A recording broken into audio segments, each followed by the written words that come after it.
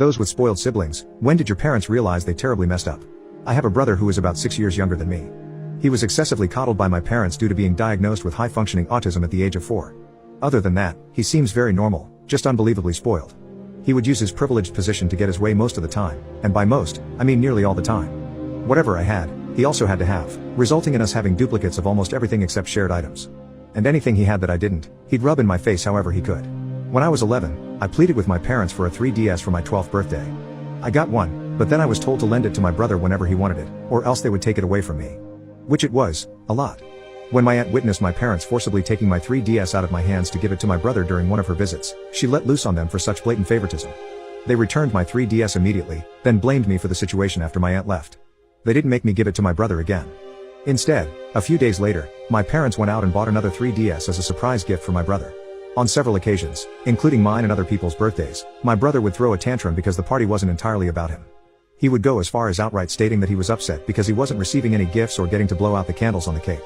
My parents learned the hard way that they couldn't enable my brother's behavior at those parties and were actually kicked out of a few for attempting to do so.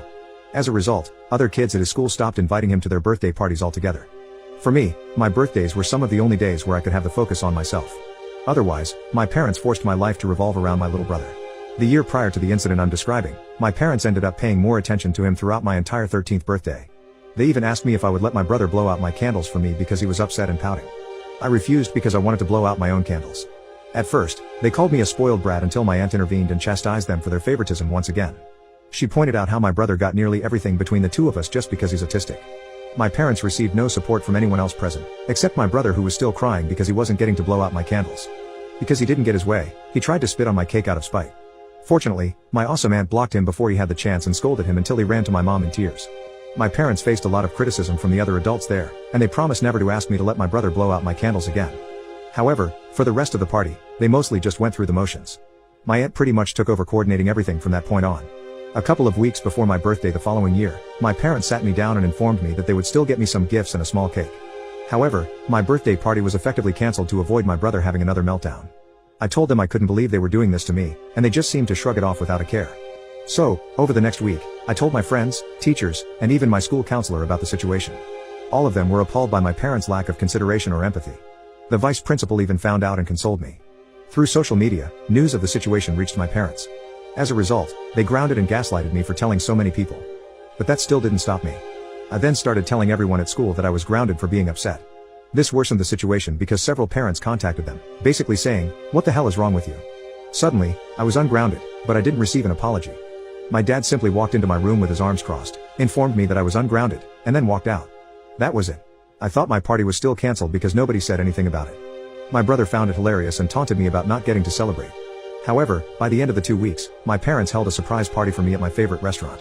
They started claiming that was their intention all along, but I knew it wasn't true.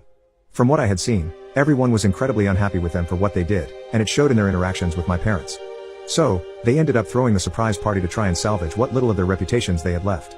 But I'm pretty sure they had to spend a significant amount of money that day just to accommodate me.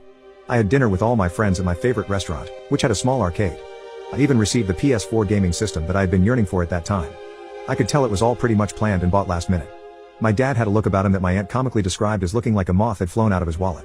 Of course, my brother made a huge fuss about me getting that surprise party. But with so many of my friends and their parents present, my mom and dad finally put their feet down with my brother.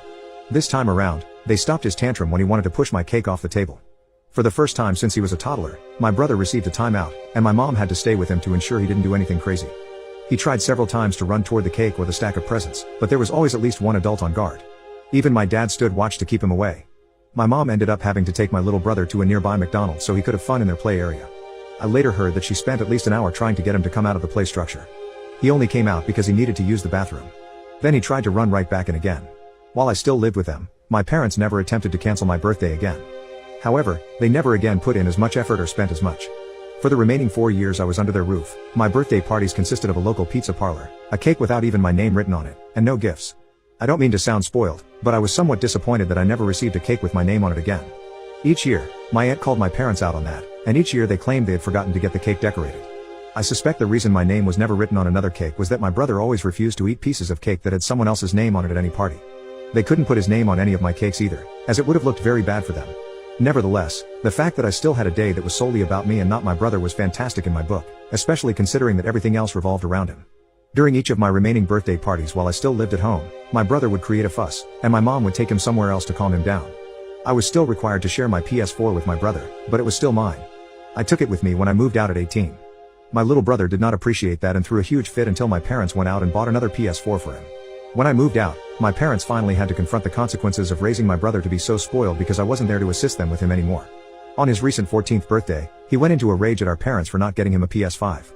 He is now currently grounded for I don't know how long after causing hundreds or maybe even thousands in collateral damage during his rampage. He picked up a chair and started smashing anything in front of him with it. When I last saw my parents, they appeared mentally checked out. My aunt has also informed me that they confided in her about how they wish they could send my brother to a military or boarding school in the future because they can no longer handle the monster they created.